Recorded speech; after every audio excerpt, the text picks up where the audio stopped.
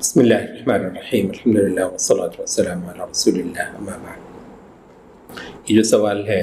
کہ قربانی کی بجائے کیوں نہ کسی غریب کی مدد کر دی جائے، تو ہم کہتے ہیں کہ پہلے تو یہ دیکھنا ہے کہ یہ سوال کرنے والا کون ہے۔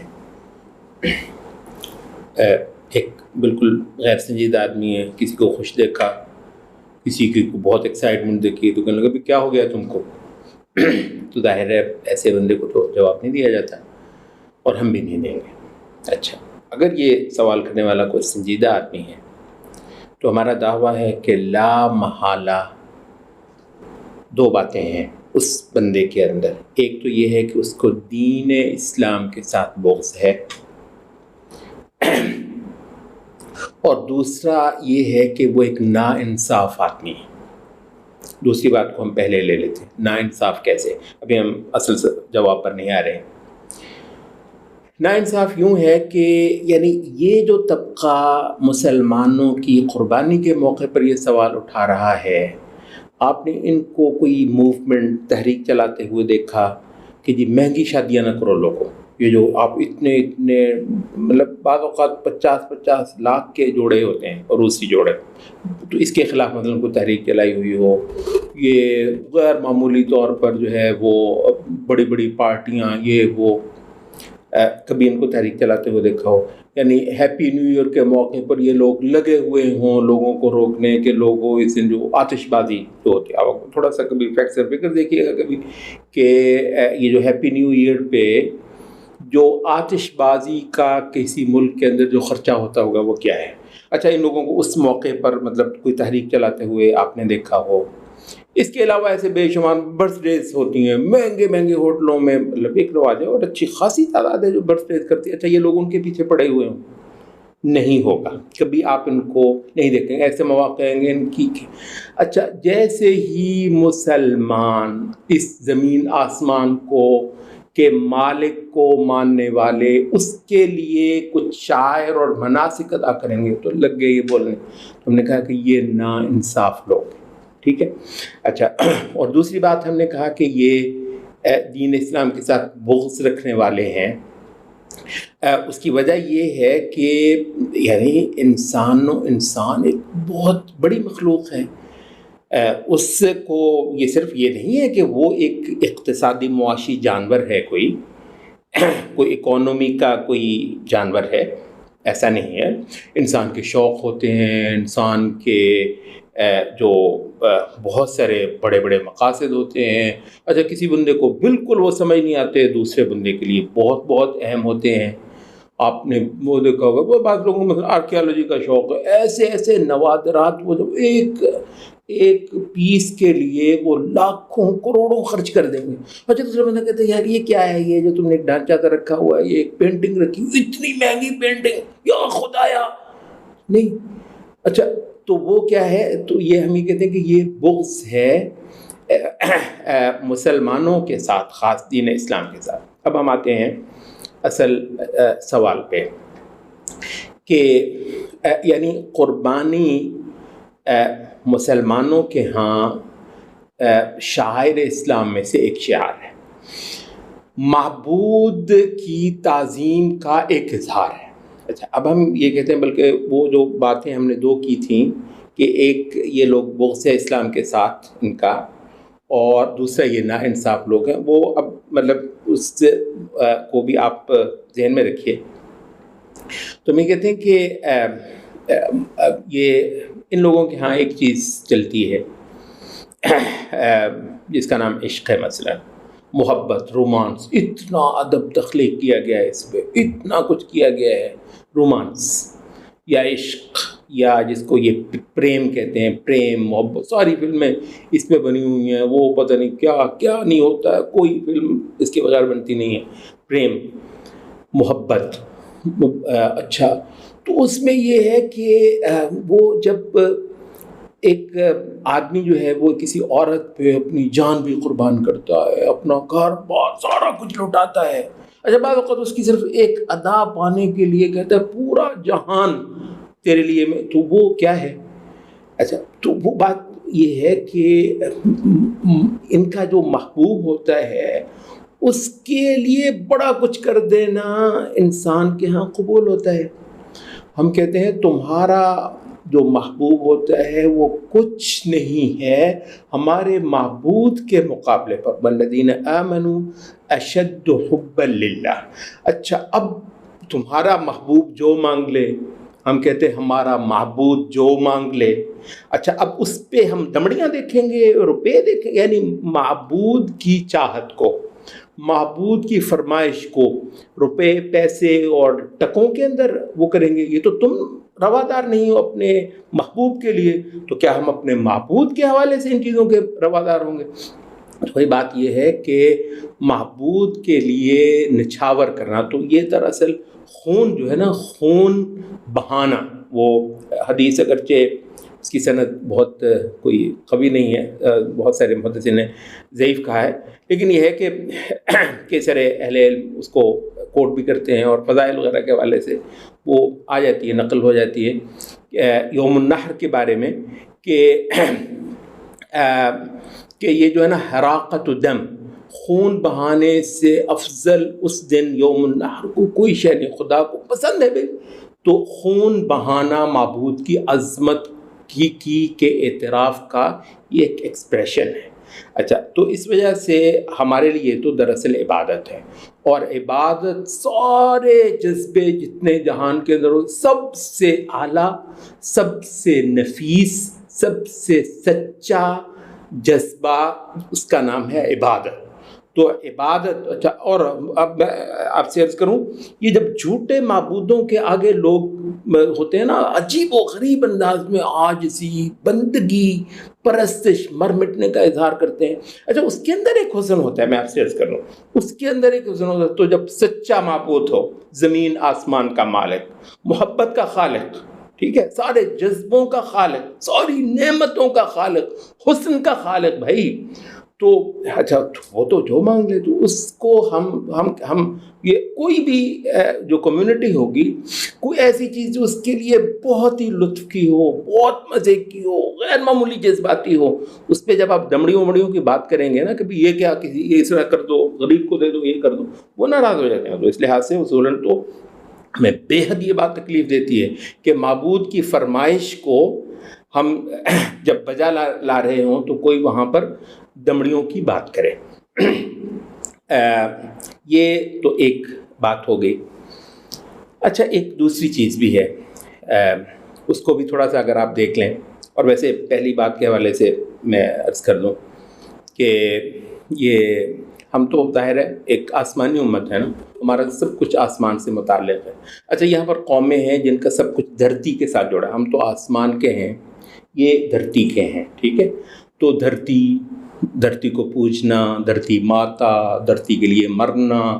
یہ کھیت کھلیان دریا, ان پہ فدا ہو جانا. ہم آسمان والے پہ مرتے ہیں, اس پہ فدا ہوتے ہیں, اس کے لیے قربانیاں کرتے ہیں. فصلی لربک وانحر, سجدے بھی اس کو, قربانیاں بھی اس کے لیے. اچھا ان کا سارا کچھ جو ہے وہ مٹی کے لیے, دھرتی کے لیے, فنا اور فانی چیزوں کے لیے. تو بہرحال تو یہ نیشنلزم ہے مثلاً. آپ کو بتایا کسی بھی ملک کے قومی دن کے اوپر اتنا اچھے خاصی تقریبات ہوتی ہیں, اور کروڑوں نہیں, کروڑوں سے بڑھ کے شاید اربوں خرچے جو ہیں وہ ہو جاتے ہوں کسی بھی ملک کے قومی تہوار پہ, قومی دن پہ. اور ایک نہیں کئی سارے ہوتے ہیں, وقفے سے پورا سال کسی نہ کسی انداز میں نا کو 5-7 تو ایپیسوڈ ایسے ضرور آ جاتے ہیں کہ اچھا تو اب ہم نے جیسے کہا کہ اچھا یہ وہاں پر نہیں پہنچیں گے, ان سے کہیں گے یار قومی دن کیوں مناتے ہو, اتنے خرچے ہوتے ہیں, کسی غریب کو دے دو. پھوٹ جائے اس کی زبان, پھوٹ جائے جو کبھی یہ لفظ آ جائے اس کے اوپر. نہیں, یہ تو سارا بغض ان کا ہمارے اللہ کے ساتھ, ہمارے دین کے ساتھ, ہمارے نبی کے ساتھ ہے, بدقسمتی ہے. خیر بہرحال اچھا تو ہم یہ کہتے ہیں کہ یہ مثلا نیشنلزم ہے, ہم تو ظاہر ہے اس کو نہیں مانتے ہیں, لیکن تھوڑی دیر کے لیے ہم یہ کہتے ہیں کہ بھئی بہرحال دھرتی جب ایک ریفرنس ہو جاتا ہے نا کسی ایک بڑی انسانی کمیونٹی کے لیے, انسانی اکٹھ کے لیے, ان کی ساری وحدت, ان کی ساری اجتماعیت, ان کا سارا جو جڑت ہے آپس میں ایک دوسرے کے ساتھ بانڈ جو ہے، اچھا وہ دھرتی ہوتی ہے، مطلب ظاہر اگر سچے خدا نہیں ملا تو کچھ تو ظاہر ہے بیچاروں کے پاس ہونا چاہیے نا، جس کو پوجیں، جس کے دم سے جئیں، جس کے دم سے اپنی قوم، اپنے اجتماع، اپنے اکٹھ، اپنی وحدت اور اپنی یگانگت، لطف ہے نا انسان کے یگانگت کسی جماعت کا ہو کے رہنے میں ایک مزہ ہے، ایک لطف ہے، اور انسان باہر سے محروم نہیں رہنا چاہتا۔ اصل تو یہ کہ سچے خدا کے حوالے سے ہو، قسمت نہ ہو تو بہرحال کوئی نہ کوئی تو خدا ڈھونڈنا ہے نا، تو جی دھرتی سے ہی، دھرتی ماتا سے ہی، مٹی سے ہی مرو اس پہ، چلے جی ٹھیک ہے، ضرورت تو انسان کی ہے۔ اچھا ہم یہ کہتے ہیں کہ قومی دن ہے وہ مناتے ہیں تھوڑی دیر کے لیے، مثلاً آپ اگر یہ کر لیں اس یہ دمڑیوں والی جو سوچ ہے جو آ جاتی ہے ہماری قربانی کے موقع پر، تو تھوڑی دیر کے لیے اگر ہم فرض کر لیں کہ مثلاً یہی سوچ جو ہے وہ قومی تہواروں کے منانے اور اس پہ جو خرچہ ہوتا ہے، اس پہ جو وقت لگتا ہے، اس پہ جو تیاریاں ہوتی ہیں، بعض تو کئی سارے جو گروپ ہیں مثلاً وہ 2 مہینے تیاریاں کر رہے ہوتے ہیں نا اس پروگرام کے لیے، صرف ایک دن کا پروگرام ہے، پتہ نہیں کیسا بڑا دن آ رہا ہے، ٹھیک ہے ان کے لیے بڑا دن۔ اچھا تو وقت، روپیہ، پیسہ، محنت، توجہ، پتہ نہیں کیا کیا کچھ جو ہے وہ صرف ہوتا ہے۔ اچھا تو ہم یہ کہتے ہیں کہ مثلاً تھوڑی دیر کے لیے ان سے مثلاً یہ کہا جائے کہ بھئی یہ سارے خرچے ورچے مت کرو، کیا جاتا ہے، تو مطلب اپنے قوم پہ، قوم میں آپ کے اتنے سارے ہیں، کچھ پروجیکٹس ہیں مثلاً، تو غریبوں کے، ناداروں کے، کچھ اور قوم میں اتنے ڈیفیسٹس ہوتے ہیں، تو جناب کہیں پر جو ہے نا یہ روپیہ سارا جو ہے نا اس بار قومی تہوار نہ مناؤ پورا سال، تو روپیہ جتنا بھی ہے نا وہ کسی ایسے منصوبے پہ خرچ کر دو، 1 سال 2 سال، ظاہر ہے وہ پھر اپروچ تو وہی ہے نا، جو اس سال کے لیے اچھی ہے تو اگلے سال کے لیے بھی اچھی ہے، اس سے اگلے سال کے لیے بھی اچھی ہے۔ موٹی بات یہ ہے کہ یہ سارے تہوار اور اس طرح کی ساری خوشیاں، ٹھیک ہے، سارے جشن جو ہیں وہ موقوف، روپیہ، ٹھیک ہے، روپیہ اور قوم کے کسی کام پہ لگا دو، کسی ضرورت پہ لگا دو۔ اچھا تو اگر یہ ہو جائے، ہم یہ کہتے ہیں اس کو اب آپ ایک اور جہت سے بھی دیکھیے، وہ کیا ہے، وہ یہ ہے کہ وہ روپیہ پیسہ جو لگتا ہے نا قومی تہواروں پہ نیشنلسٹ امتوں کے ہاں، اچھا وہ دراصل جیسا کہتے ہیں اٹ پیز آف، یہ اپنی قیمت ادا کر دیتا ہے اس قوم کی وحدت، اس کی یگانگت، اس کے اندر مخصوص جذبے جس کے دم سے وہ زندہ ہے، کیونکہ کل کو اس دھرتی نے بھی قربانیاں مانگنی ہے، جو دھرتی کے لیے مرنا ہے، جینا ہے، اس کے لیے وہ دشمن کے ساتھ ہو گیا ہے، پتہ نہیں کیا کیا وہ نہیں ہونا ہے، سپاہیوں نے اور جاں فروشوں نے جو ہے وہ پتہ نہیں کیا کیا وہ کر دینے ہیں، سب کارنامے، سب کس سے متعلق ہے، اس معبود سے جس کے جشن وغیرہ قوم کی ضرورت ہوتی ہے، ٹھیک ہے۔ تو ہم یہ کہتے ہیں کہ اگر وہ کر بھی دیا جائے نا، وہ کسی ایک آدھ پروجیکٹ پہ جتنا سا پیسہ وہ لگ گیا، اگر وہ ان کی جو وحدت کا جو حوالہ تھا، جو ان کی امت ہونے کا، جماعت ہونے کا، ایک قوم ہونے کا جو حوالہ تھا، وہ جب ڈھیلا پڑ جائے گا، کیونکہ یہ ساری چیزیں دراصل اس جذبے کو زندہ کرنے کے لیے ہوتی ہیں۔ اچھا تو اس سے یہ ہوگا کہ قوم ہی ڈہ جائے گی۔ تو ہم یہ کہتے ہیں کہ اگر اس کو اپنے میٹریلسٹ بنیاد پر بھی دیکھنا ہو، جو کہ ہمارے لیے تو بالکل نہیں ہے، ہمارا سچا معبود وہاں پر تو میٹریلزم کے باڑ میں، لیکن ہم یہ کہتے ہیں کہ اگر اس کو آپ نے تھوڑی دیر کے لیے میٹریلسٹک بنیاد پر بھی دیکھنا ہو، تو کچھ چیزیں ایسی ہیں جو آپ کی وحدت، یگانگت، آپ کے جذبے اور آپ کی جو فدائیت ہوتی ہے، آپ کی جو کمٹمنٹ ہوتی ہے، اس حوالے کے ساتھ جو آپ کو ایک قوم بناتی ہے، ایک امت بناتی ہے یا ایک ملت بناتی ہے، اس کے ساتھ جڑی ہوتی ہے۔ اچھا اگر وہ زندہ ہوتے ہیں نا، احیاء، ایک قوم کا زندہ ہونا اور زندہ رہنا، اور اس بنیاد پر، جس بنیاد پر وہ پہلے دن سے کھڑی ہوئی تھی، وہ اس کے لیے روپیہ پیسہ کوئی چیز بھی نہیں ہے۔ اچھا اس لحاظ سے وہ اپنا بہت بڑی اپنی قیمت خود دے دیتا ہے، وہ روپیہ جو لگایا ہے۔ تو اس وجہ سے ہم یہ کہتے ہیں کہ معبود جو ہمارا سچا الہ ہے، اس کے لیے یہ روپیہ، یہ قربانی، یہ ساری کچھ چیزیں جو پیش ہوتی ہیں، اس سے مسلمانوں کو وہ جو ہے نا या अय्युहल्लज़ीना आमनु इस्तजीबू लिल्लाहि व लिर्रसूल इज़ा दआकुम लिमा युहयीकुम। ये तो हमारी ज़िंदगी है। ये कुर्बानी जो है ना, ये कुर्बानी, ये बकरा ठीक है, ये दुम्बा खुदा की अज़मत पे ज़िबा होता है, लेकिन इससे वो जो है ना, वलाकिन यनालुहु तक़वा मिनकुम लन यनालल्लाह लुहूमुहा वला दिमाउहा, ये गोश्त खून ये तो नहीं खुदा को पहुँचते, इसके ज़रिए से, कुर्बानी के इस अमल से वो जो एक पैगाम है अपने माबूद को, और वो जो एक ज़िंदगी की जो तजदीद होती है, वो जो एक लाइफ मिलती है इस उम्मत को, जो माशाअल्लाह 14 सदियों से इस ज़मीन पर जीता जागता वाक़या है, तो उसको हर साल ये ताज़ा कर जाता है। It page of.